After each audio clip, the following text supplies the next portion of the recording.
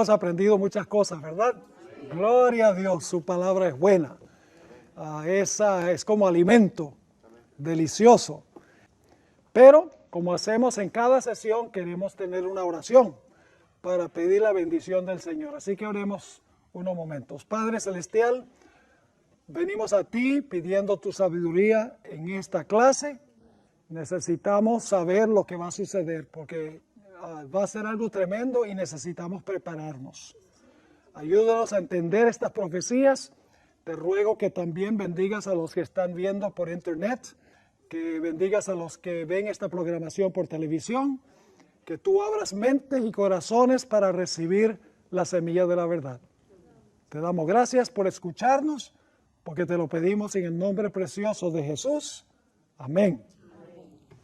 Bueno, continuando en la página 75 de nuestro material, vamos a estudiar un poco más sobre la imagen de la bestia. Y para darle un poquito de contexto, vamos a repasar lo que hemos estudiado. La bestia que se levanta de la tierra representa ¿qué nación? Representa a los Estados Unidos. Los dos cuernos como de cordero, ¿qué representan? Representan el poder civil y el poder religioso. Dos reinos en una misma nación. ¿Y qué significa el hablar como un dragón? Cuando habla como un dragón, ¿está hablando como quién? Está hablando como Satanás, ¿a través de qué poder? A través de Roma. El dragón en Apocalipsis se identifica con Satanás obrando a través de Roma. Y claro, la pregunta clave es, ¿cómo es que esta bestia, cómo es que los Estados Unidos se va a oponer a lo que significan los dos cuernos y hablar como un dragón? ¿Cómo es posible eso? Es posible porque lo que va a suceder es que la nación va a declarar que leyes inconstitucionales son constitucionales.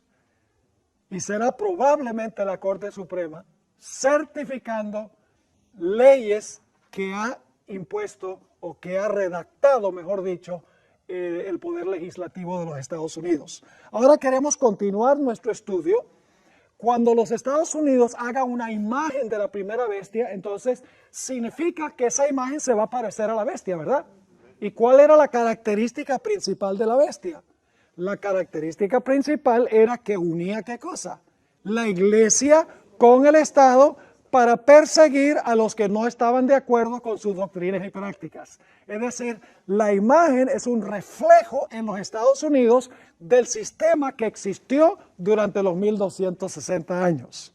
Ahora, quiero leerles algunas citas más de este majestuoso libro, El conflicto de los siglos.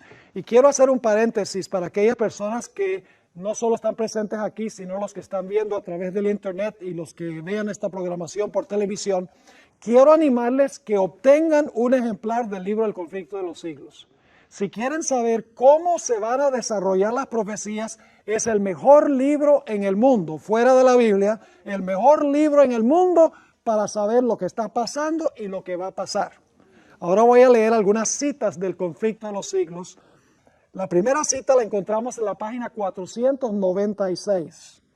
Dice, para que los Estados Unidos formen una imagen de la bestia, el poder religioso debe dominar de tal manera el gobierno civil que la autoridad del Estado sea empleada también por la iglesia para cumplir sus propios fines. La iglesia usando la espada del poder civil. Ahora, en otra cita que encontramos en el conflicto de los siglos, página 638, dice lo siguiente: Roma se ha propuesto a restablecer. ¿Qué significa restablecer? Usted no puede restablecer lo que no estuvo establecido una vez. Quiere decir que este poder tiene una herida mortal, ¿verdad que sí? Dice, Roma se ha propuesto a restablecer su poder y ahora fíjense, ¿a qué? A recuperar la supremacía que perdió. ¿Cuándo la perdió?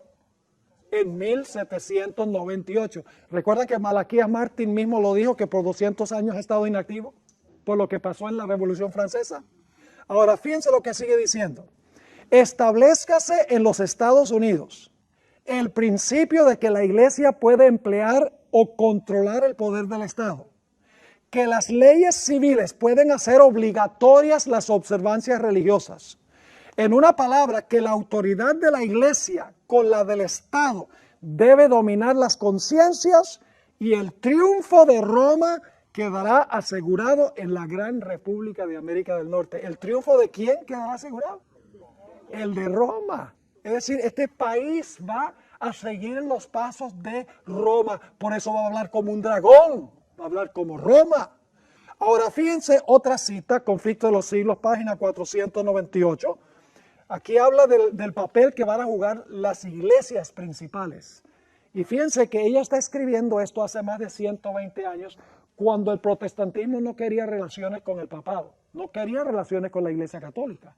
Pero ella predijo que las iglesias protestantes iban a querer unirse con la Iglesia Católica. Y mañana, en la última sesión, les voy a compartir hoy cómo se está cumpliendo esto que ella escribió hace 120 años. Dice, cuando las iglesias principales de los Estados Unidos, uniéndose en puntos comunes de doctrina, es decir, van a decir, no peleemos sobre las doctrinas que no tenemos en común. Ese problema lo resolveremos cuando lleguemos al cielo. Unámonos en los puntos que tenemos en común. Sigue diciendo, cuando las iglesias principales de los Estados Unidos, uniéndose en puntos comunes de doctrina, influyan sobre el Estado para que imponga los decretos e instituciones de ellas, entonces la América protestante habrá formado una imagen de la jerarquía romana y la aflicción o la inflicción de penas civiles contra los disidentes vendrá de por sí sola. Ahora, ¿cómo es que habla una nación? Una nación que es república, que es los Estados Unidos, habla por medio de sus representantes en el Congreso, a través de sus legisladores y de sus senadores.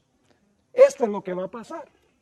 La primera bestia, el poder papal, durante los 1260 años, procuró cambiar la ley de Dios. ¿Cuándo instituyó el domingo en lugar del sábado?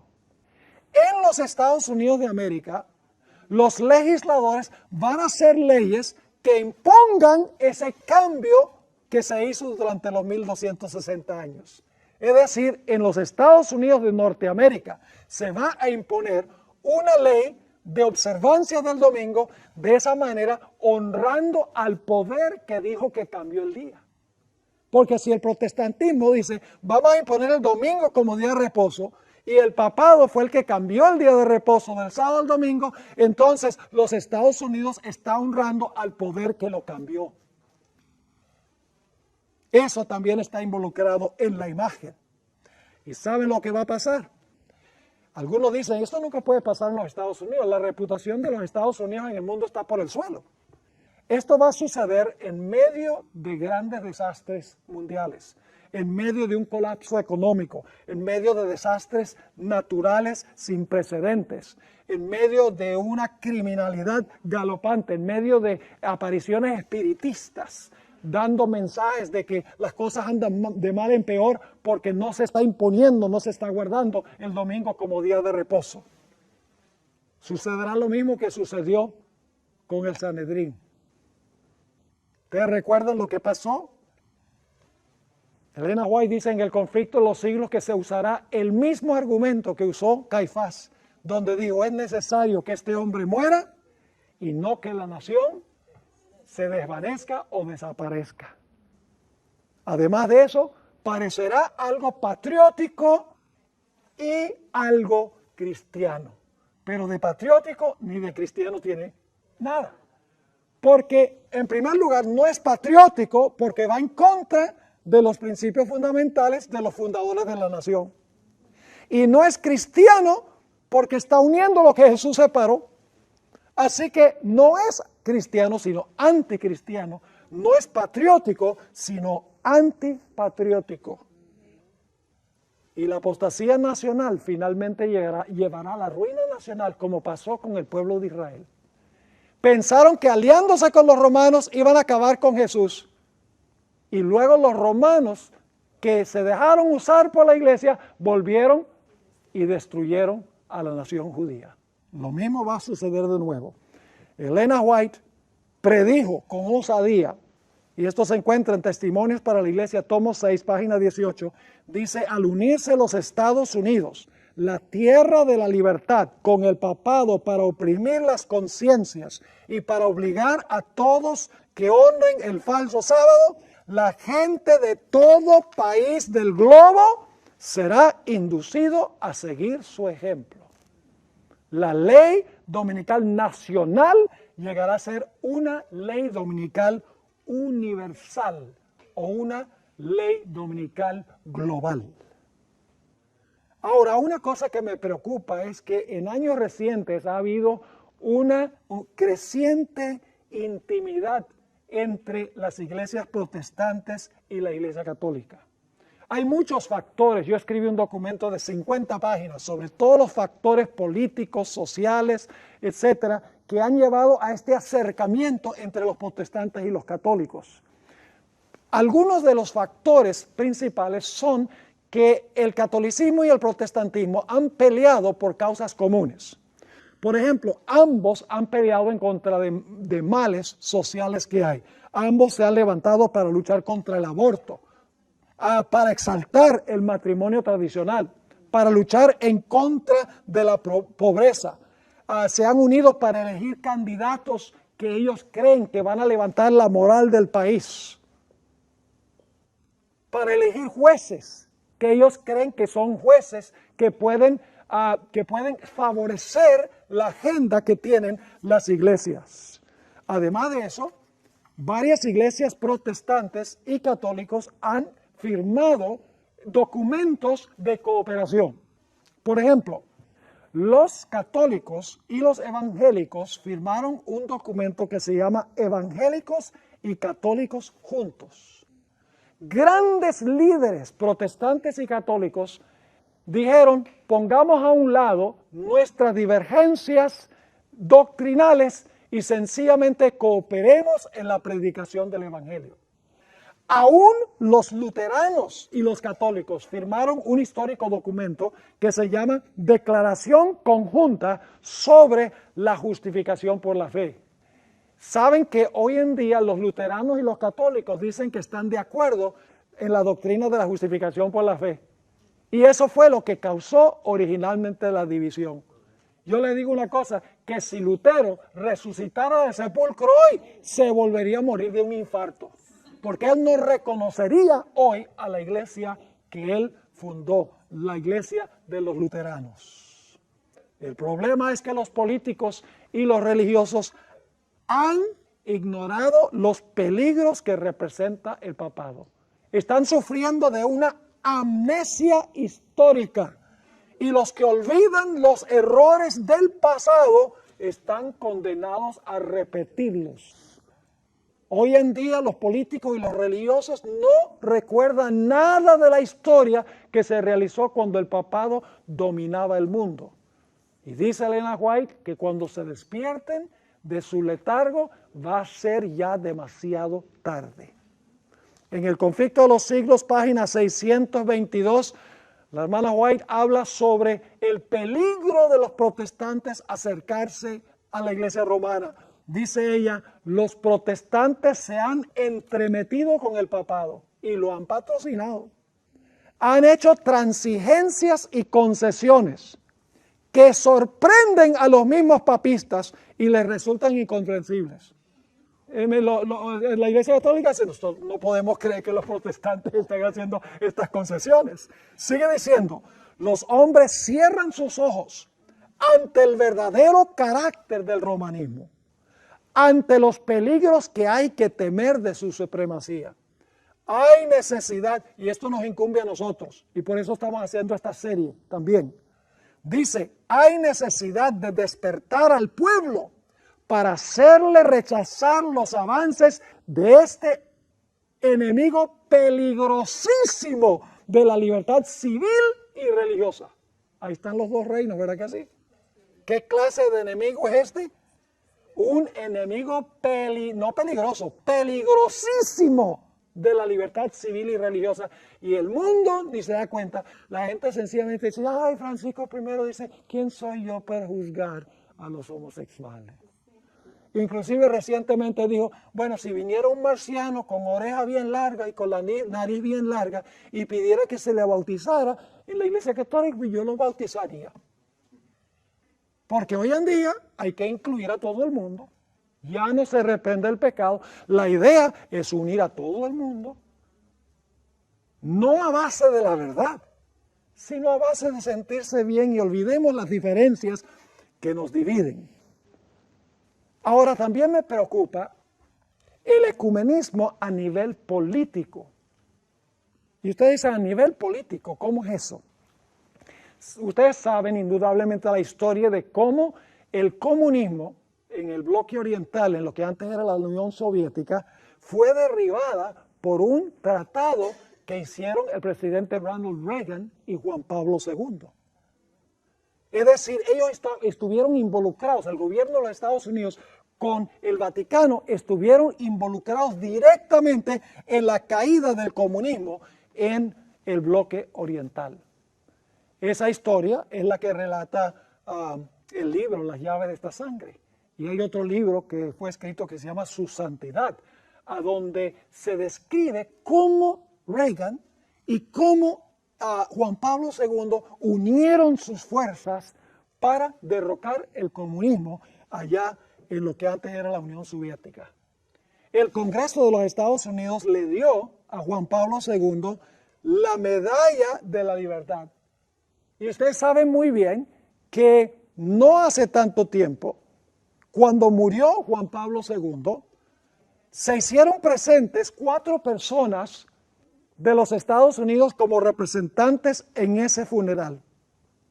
Ustedes vieron la foto en los periódicos. 3 presidentes de los Estados Unidos, la esposa de un presidente y la secretaria de Estado, arrodillados delante del féretro de Juan Pablo II.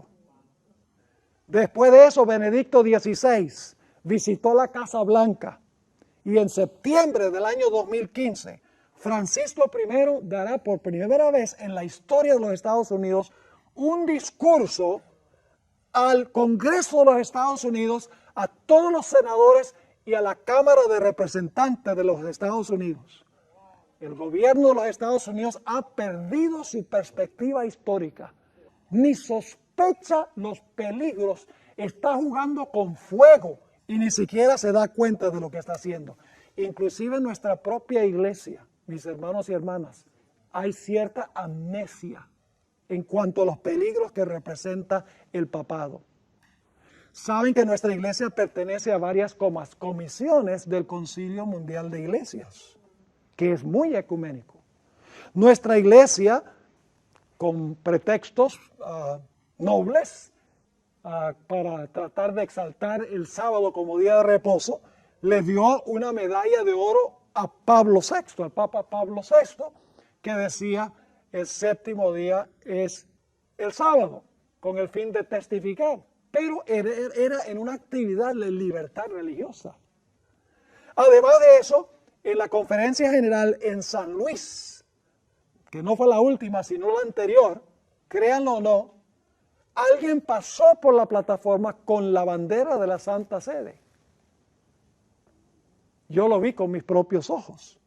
La Universidad de Andrews invitó a 2 sacerdotes de la Universidad de Notre Dame para enseñar una clase de evangelismo. 2 profesores de la Universidad de la Sierra sugirieron que el papado ha cambiado y debemos construir puentes de comprensión entre la Iglesia Católica y la Iglesia Adventista.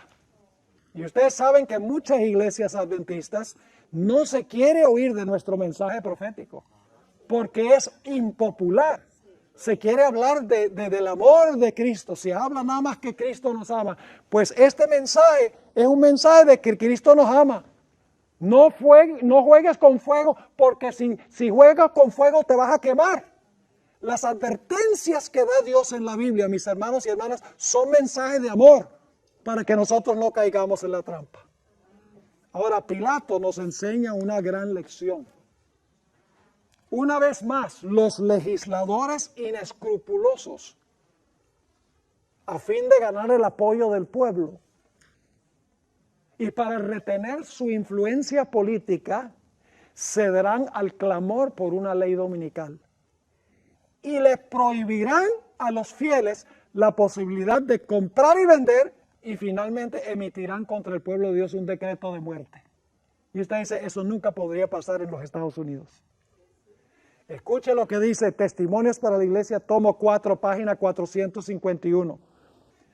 ¿Recuerdan por qué Pilato fue que dio este decreto de matar a Jesús cuando declaró que era inocente? ¿Por salvar su qué? Su puesto político. Ahora fíjense lo que dice esta cita. A fin de asegurarse la popularidad y el apoyo. ¿Qué sería el apoyo? Los votos, claro que sí. El apoyo, los legisladores cederán a la exigencia popular, a la exigencia por una ley dominical. ¿Por qué razón? Para asegurarse que la popularidad y el apoyo de las muchedumbres van a ceder a la exigencia por una ley dominical. Dice también en la Review and Herald, diciembre 24 de 1889, los ministros de las varias denominaciones están actuando por subterfugio. Esa palabra no es muy común, significa por debajo de cuerdas. Trazando planes de gran importancia para el pueblo de Dios. Y el objetivo de esta maniobra secreta es ganar el apoyo popular para la imposición del domingo como día sagrado. Si los ministros pueden convencer al pueblo, ¿quiénes son los culpables aquí? ¿Quiénes eran los culpables en los días de Cristo? Los líderes, exactamente.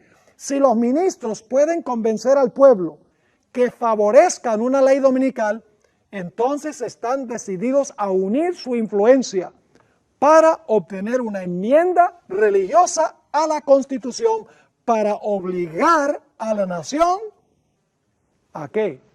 A guardar el domingo. Nuevamente se va a repetir la historia del juicio y la condena de Cristo Jesús. Cuando Pilato trajo a Jesús y a Barrabás y los puso lado a lado y le dijo a los judíos, escojan ustedes a quién quiere que yo suelte, ¿qué dijeron? Suéltanos a Barrabás. ¿Y por qué el pueblo dijo suéltanos a Barrabás? ¿De dónde vino esa idea? Noten Marcos el capítulo 15 y el versículo 11. Dice, mas los principales sacerdotes incitaron a la multitud para que le soltase más bien a Barrabás. ¿Quiénes fueron los que incitaron a las muchedumbres? Los líderes espirituales, los principales sacerdotes. Fueron los ministros de aquel tiempo que instigaron a las multitudes a clamar a Pilato que se crucificara a Jesús. La iniciativa no vino del populacho, la iniciativa no vino del poder civil, vino de los dirigentes religiosos.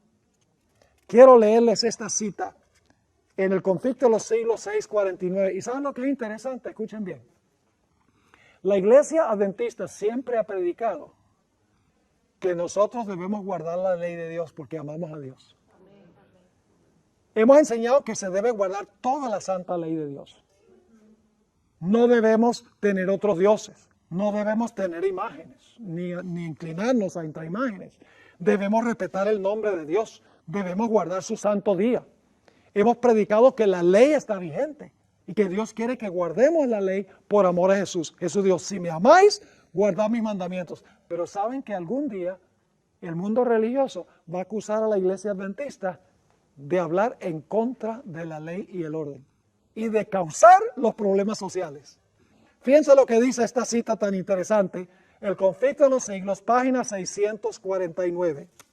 Dice, los que honran el sábado de la Biblia serán denunciados como enemigos de la ley y el orden, como quebrantadores de las restricciones morales de la sociedad. ¿Cómo qué? Quebrantadores de las restricciones morales de la sociedad, si la ley es la que conserva la moral de la sociedad. Sigue diciendo, y por lo tanto causantes de anarquía y corrupción, que atraen sobre la tierra los altos juicios de Dios. Sus escrúpulos de conciencia serán presentados como obstinación, terquedad y rebeldía contra la autoridad. Y saben, la hermana White dice que una de las citas bíblicas que van a usar los ministros es Romanos 13, donde dice que debemos sujetarnos a las potestades superiores. Lo mismo decía Nabucodonosor. Y lo mismo decía Darío el Medo. Y cuando Nabucodonosor dijo, hay que ajustarse a lo que dicen las potestades superiores, ¿qué dijeron los tres jóvenes? Gracias, pero no gracias. ¿Y qué fue lo que dijo Daniel?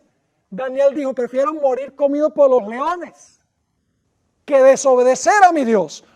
Hay que obedecer las leyes civiles del gobierno cuando no se entrometan con la religión. El momento que se entrometen con la religión y con la libertad de conciencia, nuestro deber es desobedecer. Es como el caso de un hijo o una hija que descubre el mensaje adventista y los padres son de otra religión. Y los padres dicen, mira, tú no puedes bautizarte y no puedes pertenecer a esa religión. Yo conozco varias personas que han pasado por eso. ¿Qué debe hacer ese hijo o esa hija? ¿Obedecer a los padres? No. Debe obedecer los dictámenes de su propia conciencia. Porque es menester obedecer a Dios antes que a los hombres. Sigue diciendo aquí, serán acusados de deslealtad hacia el gobierno. Sí, porque Romanos 13 dice, hay que estar sujeto a las autoridades superiores. ¿Y ustedes están desobedeciendo esta ley? Sí, claro que sí, porque la ley no es constitucional y la ley es religiosa, que no le incumbe al poder civil dictar tal ley. Ahora, ¿quiénes son los que van a estar especialmente empujando este asunto?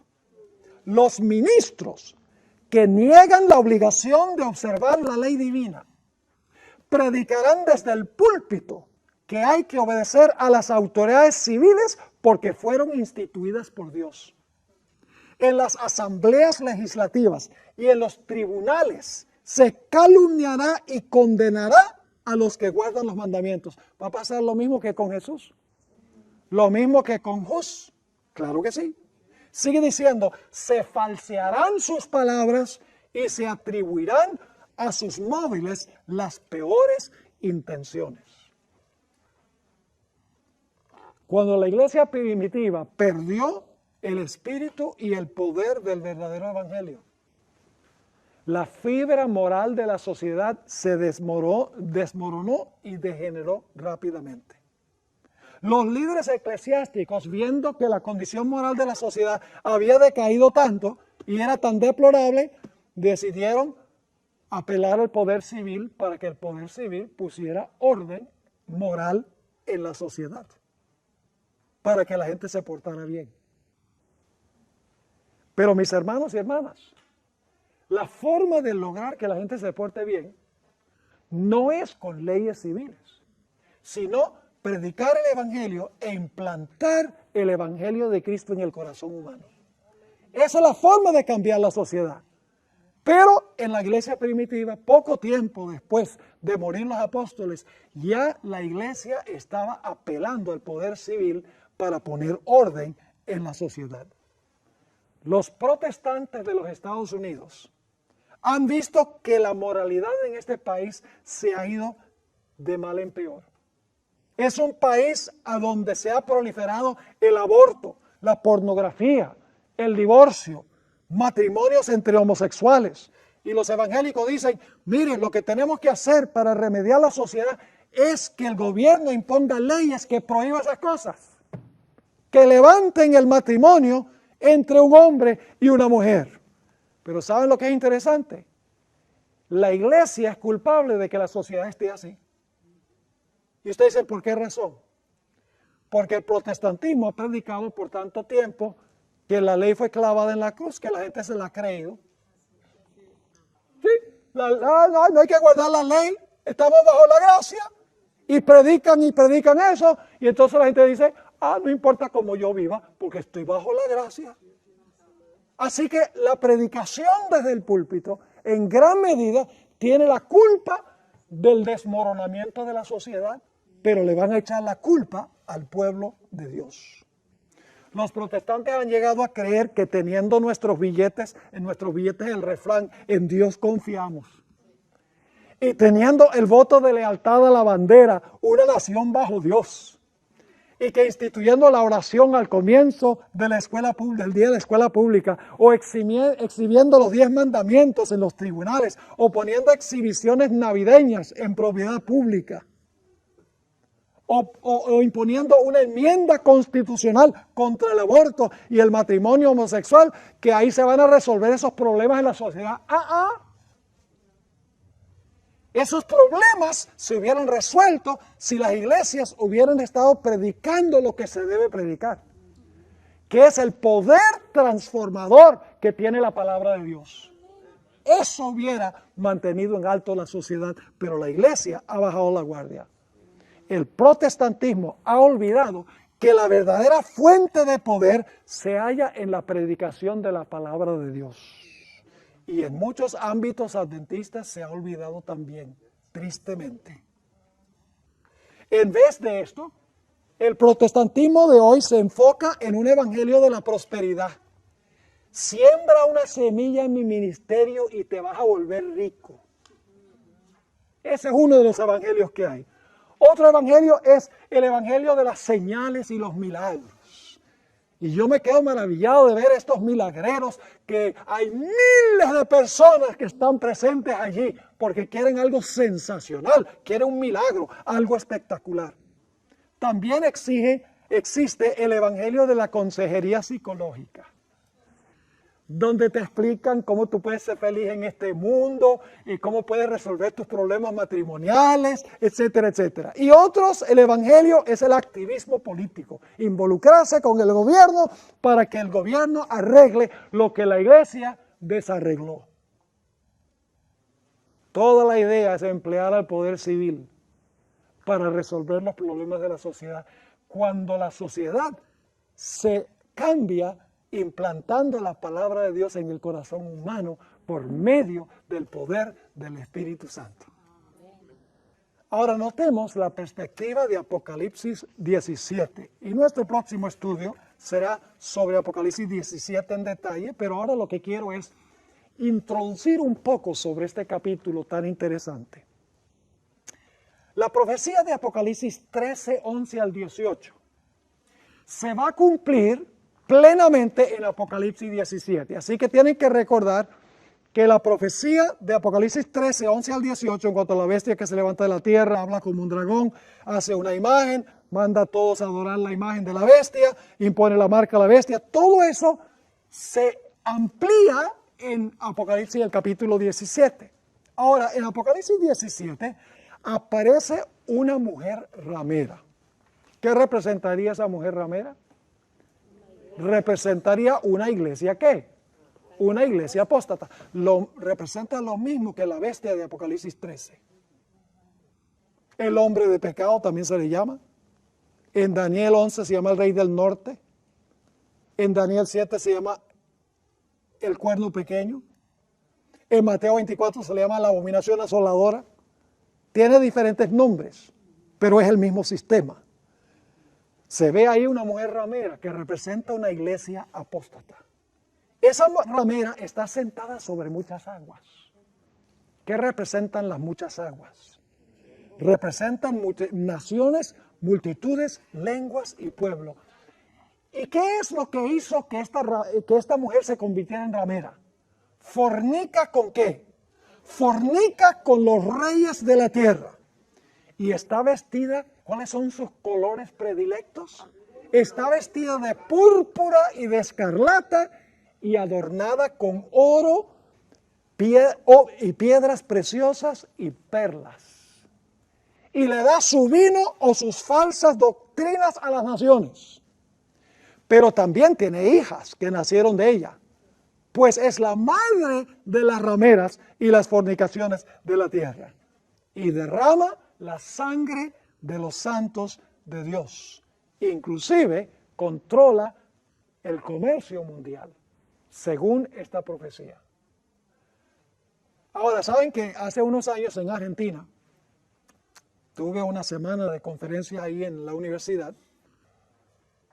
Prediqué un tema sobre Apocalipsis 17 y le anuncié a la gente, le dije, mire, yo voy a predicar hoy sobre un sistema religioso que encontramos en Apocalipsis 17. Yo no le voy a decir esta noche qué poder es ese. Yo no le voy a decir qué iglesia se está describiendo aquí. Sencillamente le voy a dar una lista de características. Y entonces ustedes van a adivinar de qué poder está hablando Apocalipsis 17. Y en ese capítulo pues yo mencioné la ramera, que representa una iglesia que se ha prostituido, una iglesia que está metida en la política, una iglesia que es mundial porque domina sobre naciones, pueblos, lenguas y pueblos, una iglesia cuyos colores predilectos son púrpura y escarlata, una iglesia que es supremamente rica, donde hay mucho oro, muchas platas, piedras preciosas, una iglesia de donde nacieron hijas, las sectas protestantes, una iglesia que a través de la historia ha derramado la sangre del pueblo de Dios. Di todas las características y no dije quién era. Pues resulta que la siguiente mañana tenía entrevistas con alumnos y vino una alumna y me dijo, pastor, yo quiero que usted sepa que usted me ofendió anoche, usted ofendió a mi iglesia. Le dije, ¿verdad?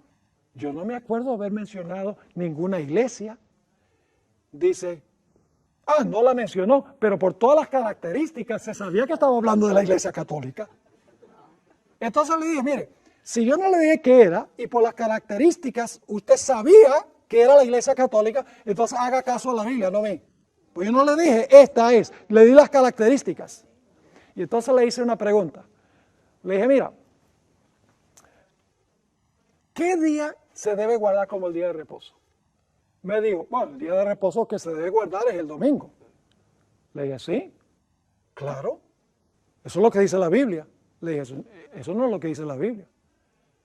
Si tú lees en tu Biblia católica Éxodo 20, tú vas a encontrar que Éxodo 20 dice que el séptimo día, sábado, es el día de reposo. Él dice, no, la Biblia católica no dice eso. No lo había leído. Yo le dije, claro que lo dice. Y me dice, ¿verdad? Y yo dije, sí, analícelo usted misma. Y entonces la puse en un dilema. Le dije, mire, Juan Pablo II, el papa más respetado de la historia, escribió una carta pastoral que se llama Dies Domini, el Día del Señor. Y ahí él dice que el día que hay que guardar es el domingo, pero la Biblia católica dice que es el sábado. Entonces, ¿a quién usted le cree? ¿A la Biblia católica o al Papa? Por un momento hubo un silencio rotundo. ¿Y sabe lo que me dijo? Me dijo, no, yo no entiendo esto, yo voy a hablar con mi obispo. Y la miré y le dije, hable con su obispo, pero ya le voy a decir lo que el obispo le va a decir. Y es que la Iglesia Católica tiene el derecho de cambiar la ley de Dios, de cambiar el día de reposo del sábado al domingo. ¿Qué hombre, qué sistema en el mundo tiene derecho de cambiar un mandamiento que Dios escribió con su propio dedo? Oramos, la mujer se fue, no sé qué fue lo que pasó. Espero que algún día pueda encontrármela en el reino. Pero escuchen bien, le di las características que acabo de mencionar y ella inmediatamente identificó este sistema apóstata como el papado. De esta manera es como la iglesia, el Estado, los comerciantes, los protestantes y las muchedumbres se van a unir para establecer un nuevo orden mundial. Por un corto tiempo, todo va a andar más o menos bien. Pero luego, algo va a suceder. Los líderes políticos del mundo y las muchedumbres se van a despertar de su letargo y se van a dar cuenta que han sido engañados por los líderes religiosos. Terrible será ese momento. Será como otra revolución francesa, pero no en Francia, sino a nivel global. Quiero leer la cita que da el Espíritu de Profecía en el conflicto de los siglos 713 y 14, pero antes de eso quiero dar la base bíblica. Apocalipsis 17, 16. Apocalipsis 17 y 16 habla de ese momento. Ustedes leen Apocalipsis 17 y dice la ramera está contenta y los reyes están fornicando con ella y los comerciantes están bien y las muchedumbres se dejan dominar y todo anda bien. Pero algo va a pasar. Dice en el versículo 16, y aborrecerán a la ramera y la dejarán desolada. Estos son los mismos reyes con que fornicaba. Y la dejarán desolada y desnuda y devorarán sus carnes y ¿qué? Y la quemarán con fuego. Esa es una forma de decir que van a estar bien bravos. Ahora fíjense. Aquí viene la cita que amplía este versículo. Los hombres ven que fueron engañados. Esto es bajo la sexta plaga de Apocalipsis. Ya la puerta de la gracia se ha cerrado. Ahora viene una oscuridad tenebrosa sobre la tierra y de pronto los impíos se dan cuenta de que han sido engañados por sus líderes espirituales. Dice, los hombres ven que fueron engañados. Se acusan unos a otros de haberse arrastrado mutuamente a la destrucción. Pero todos concuerdan para abrumar a los ministros con la más amarga condenación. Es cosa seria ser un pastor y tener este libro. No es una cosa pequeña. ¡Ay de los pastores que no estén predicando este libro! Sigue diciendo, los pastores infieles profetizaron cosas lisonjeras. Indujeron a sus oyentes a menospreciar la ley de Dios y a perseguir a los que querían santificarla. Ahora, en su desesperación, estos maestros confiesan ante el mundo su obra de engaño. Las multitudes se llenan de furor. Antes querían matar al pueblo de Dios. Ahora el enfoque es distinto. Las multitudes se llenan de furor. Estamos perdidos, exclaman, y vosotros sois causa de nuestra perdición. Y se vuelven contra los falsos pastores. Precisamente aquellos que más los admiraban en otros tiempos pronunciarán contra ellos las más terribles maldiciones. Las manos mismas que los coronaron con laureles se levantarán para aniquilarlos. Las espadas que debían servir para destruir al pueblo de Dios se emplean ahora para matar a sus enemigos. Por todas partes hay luchas y derramamiento de sangre. Algún día el mundo se va a despertar cuando se dé cuenta que ha sido engañado y que el día de reposo en verdad es el sábado, porque Dios lo va a escribir en el cielo según el Salmo 50. Su ley se va a dejar ver en el cielo. La gente va a decir, sí era el sábado, pero ya va a ser demasiado tarde. Y va a haber otra revolución francesa. Porque fíjense lo que sucedió. En el año 508 se le quitaron las cadenas al poder papal y asumió el poder civil. 1798 le volvieron a poner las esposas porque el poder civil le retiró su apoyo. Cuando los Estados Unidos impongan la ley dominical por instigación del papado unido con los protestantes, se le cayeron las cadenas. Pero las cadenas serán puestas de nuevo cuando las naciones del mundo se den cuenta que han sido engañados. Los poderes civiles le retirarán su apoyo y la harán desolada y desnuda y comerán sus carnes y las quemarán con fuego. Una descripción de cómo se trataba a las rameras en los tiempos bíblicos. La historia de Esther nos ayuda a entender un poco más este momento crucial de la historia. En la historia de Esther se nos informa que el gobernante civil, ¿cómo se llamaba? Asuero, dio un decreto de que todos debían inclinarse y hacer reverencia a Amán. Cuando Mardoqueo rehusó hacer esto, Amán se llenó de ira, a tal grado que persuadió al rey, escuche bien, persuadió al rey que diera un decreto de muerte en contra de Mardoqueo y de todos los judíos. Y fue por instigación de la esposa de Amán que Amán obró para que se realizara esto. Y la esposa le dijo, mira, haz una horca para ahorcar a Mardoqueo, para que te deshagas de este que no quiere obedecer la ley del rey de inclinarse ante ti. Ahora quiero que noten la ley que proclamó el rey Asuero.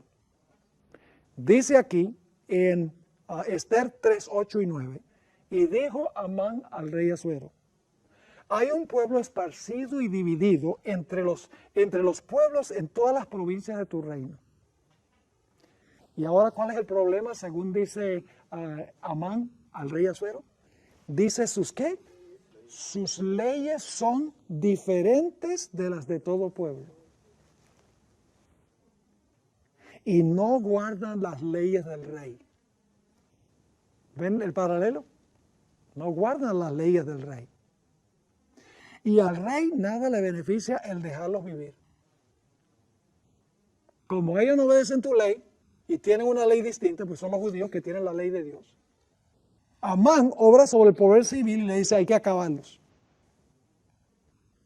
Y entonces dice: si place al rey, decrete que sean destruidos. Y yo pesaré 10,000 talentos de plata a los que manejan la hacienda para que sean traídos a los tesoros del rey. Amán convenció al rey que para la estabilidad política de su reino era necesario desarraigar a Mardoqueo y a todo su pueblo. Y el decreto de muerte fue escrito por Amán y tenía una fecha. Pero debía ser ejecutado ¿por quién? Por la autoridad del rey. ¿Saben que la hermana White dice que el decreto de muerte que se emitirá finalmente contra el pueblo de Dios será muy semejante al que se dio en los días de Esther?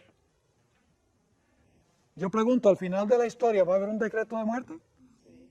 Y saben que ese decreto de muerte va a tener una fecha.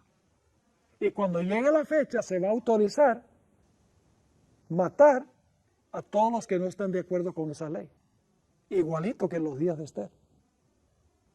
Todo parecía andar bien para Amán, hasta que el complot fue desenmascarado por Esther.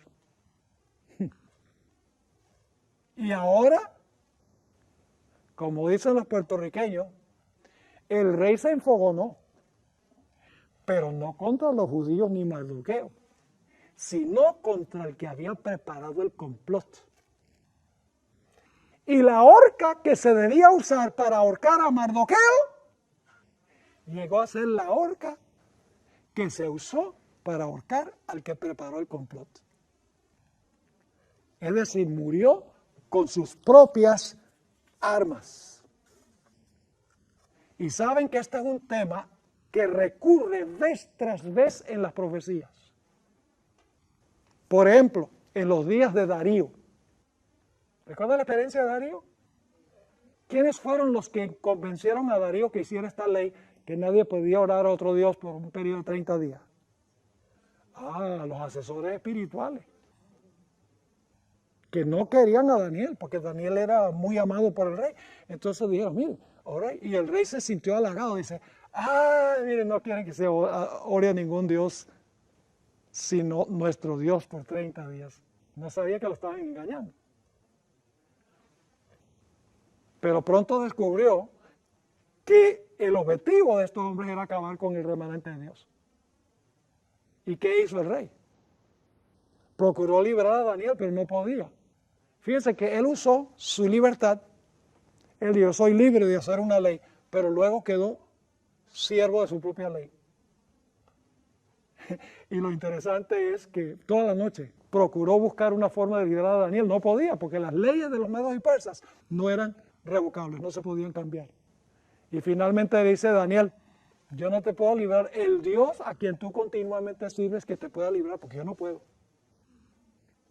¿Y ustedes saben qué pasó? Daniel fue echado al foso de los leones. Por la mañana el rey viene, Daniel, el Dios a quien tú continuamente sirves, ¿te ha podido librar? Daniel dice, sí. Y ahora el rey se enfogonó. ¿Contra quién? Los que prepararon el complot murieron con los leones que ellos mismos habían planeado para matar al pueblo de Dios. Las espadas que se deben usar contra el pueblo de Dios en el tiempo de fin se van a usar para eliminar a los que prepararon el complot contra el pueblo de Dios. Lo mismo tenemos en los días de Daniel, cuando los 3 jóvenes fueron echados al horno de fuego, ¿quiénes murieron por el fuego? Los que los echaron. Lo mismo sucedió en los días de Cristo. Los judíos dijeron, vamos a aprovechar para usar al gobierno civil de Roma para acabar con Cristo y salvar nuestra nación.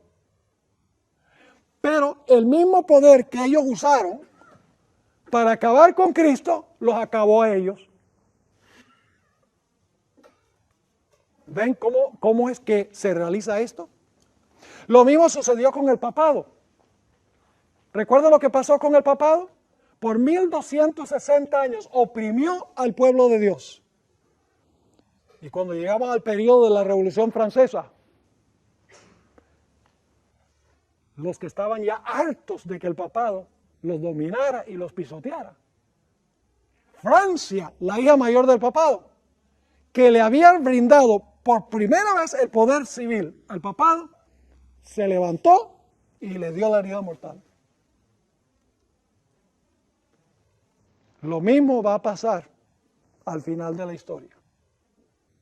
Los reyes con quienes ha fornicado la ramera, todos los que se han unido con este sistema falso de religión, se van a despertar de su letargo y van a descubrir que han sido engañados. Y las mismas armas que tenían planeado usar para destruir al pueblo de Dios, se usarán para destruir a los que prepararon el complot para destruir al pueblo de Dios. Dios intervendrá para liberar a su pueblo. Dios derrotará a estos reyes, porque según Apocalipsis 17, Él es el Rey de Reyes y el Señor de Señores. En Apocalipsis 17 dice que la ramera está sentada sobre muchas aguas, sobre muchedumbres, naciones, lenguas y pueblos. Y como veremos en Apocalipsis 16, dice que las aguas sobre las cuales se sienta la ramera son las aguas del río Éufrates, porque Babilonia antes estaba sentada sobre el Éufrates. Y dice que cuando el 6º ángel derramó su copa sobre el río de Éufrates, las aguas del Éufrates se secaron. Es decir, se le van a secar las aguas a la ramera. ¿Qué representan las aguas? Muchedumbres, naciones, lenguas y pueblos. Por un tiempo tiene las aguas fluyendo y todo la está yendo bien. Está sentada y gobernando sobre las naciones, tribus, lenguas y pueblos. Pero llega un momento en que se le van a secar las aguas. Es decir, las aguas le van a retirar su apoyo. Como en la antigua Babilonia, las aguas de Éufrates se secaron, que llevó a la caída de Babilonia. Al final de la historia, el secamiento de las muchedumbres contra el sistema mundial babilonio marcará la caída de este sistema apóstata con todos sus aliados, los comerciantes de la tierra, las hijas de la ramera, los reyes de la tierra, los comerciantes de la tierra, todo este sistema que hoy en día se le llama el nuevo orden mundial. Otro nombre que se le da es globalismo. Todo se va a desmoronar, como se desmoronó una vez la Torre de Babel. Todo terminará, mis hermanos y hermanas, en confusión y en derramamiento de sangre. Dice la sierva del Señor que cuando estaban construyendo la Torre de Babel, muy interesante, dice que se confundieron las lenguas y todos empezaron a hablar en una lengua, no se entendían unos a otros. Y dice ella que se enojaron uno con el otro, porque no sabían, no entendían lo que estaba pasando. Y dice ella que la empresa que tenían de construir la torre y hacer una capital mundial en rebelión contra Dios, dice, todo terminó en un desastre. Hubo confusión y derramamiento de sangre. Y dejaron de edificar la ciudad y dejaron de edificar la torre. Todas esas historias que encontramos en la Biblia son tipológicas o simbólicas de lo que va a pasar al final de la historia en este mundo. No se sientan acomplejados por la oposición que muchas veces hay cuando nosotros hablamos de estas cosas, porque oposición siempre habrá. Pero Dios, mis hermanos y hermanas, finalmente intervendrá para liberar a su pueblo. Su pueblo se parará sobre el monte de Sión con el Cordero. Dice en Apocalipsis 15 que será victorioso sobre la bestia, sobre su imagen, sobre su marca y sobre el número de su nombre. Y estarán parados sobre el monte de Sión con el Cordero. Habrán ganado la victoria. Que Dios nos ayude para que nosotros podamos ser fieles y estar en ese grupo.